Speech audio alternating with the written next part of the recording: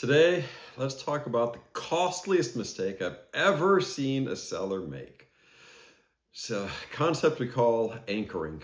So first off, the reason why a seller hires an M&A banker is to basically be the bad cop. So the seller, oftentimes, most typically, will need to be the good cop. You will be working post-acquisition with the buyer, usually through a multi-year transition period to make sure that the sales relationships, the staff, the key employees all transfer in an orderly fashion.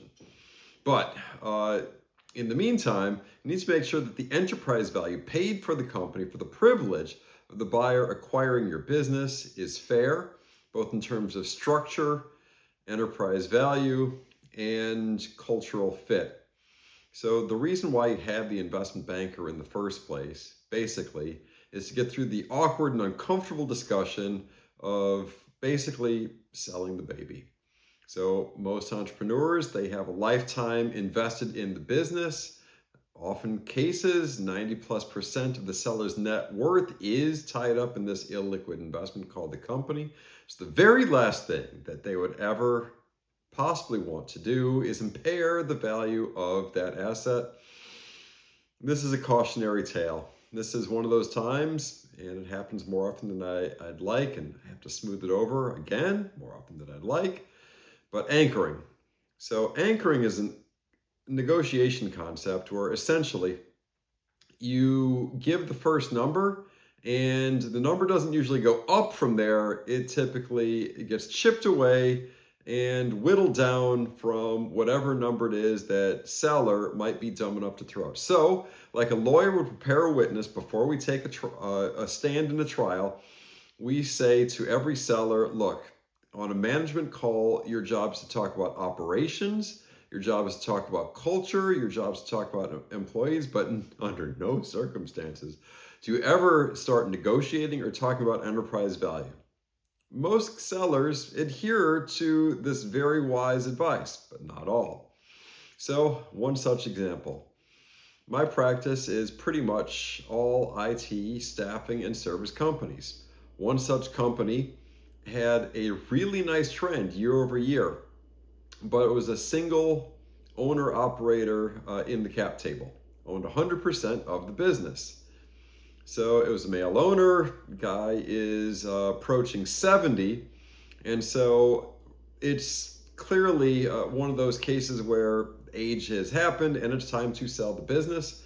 And so we're in an operational discussion, even though the ground rules have clearly been laid out, and even though buyer always knows that it's improper for any questions to seller about enterprise value, many will try anyway, and this is a case where they tried and got the seller to blink. So in the question and answer period that follows a typical management call, the buyer, in this case, a well-known private equity group, says, are you giving any guidance on pricing? And I was saying, no, we're not doing that. We provide no guidance. You have everything you need to know to make a decision based on the data, the facts, the comps, and everything else. Seller says, well, I need at least X for the company. And by instantaneously defining X, you know the price is not going to be meeting or exceeding that number. It's meeting at best, and usually with lots of, let's call it deferred compensation that will either take the form of a multi-year, maybe achievable, though in some cases maybe not achievable earnout, maybe a note, maybe an equity roll, but it is not the cash at close figure that the seller meant to say.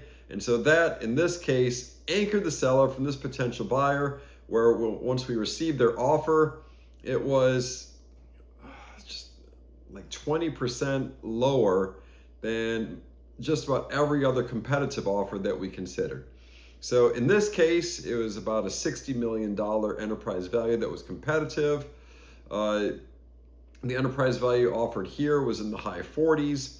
So in this case, that was a $12+ million mistake, where a seller just should have kept his mouth silent in this scenario.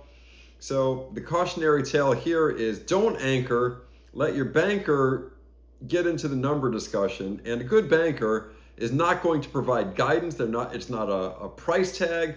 We give all the data that a buyer could possibly need to make an informed, competitive decision. Some will be more competitive than others, but we give all the data to each to make their own decision. We don't give numbers. Never do that. Never, never, never, never.